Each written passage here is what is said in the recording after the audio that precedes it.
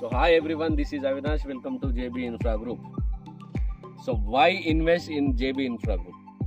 So JB Infra Group almost 26 years లెగసీతో దూసుకెళ్తున్న కంపెనీ. సో కంపెనీలో ఆల్మోస్ట్ 28,000 ప్లస్ హ్యాపీ కస్టమర్స్తో పాటు 2,800 ఏకర్స్ మేము సేల్ చేసి ప్రజెంట్ 3,000 ఏకర్స్ మాకు ప్రాజెక్ట్స్ ఉన్నాయండి.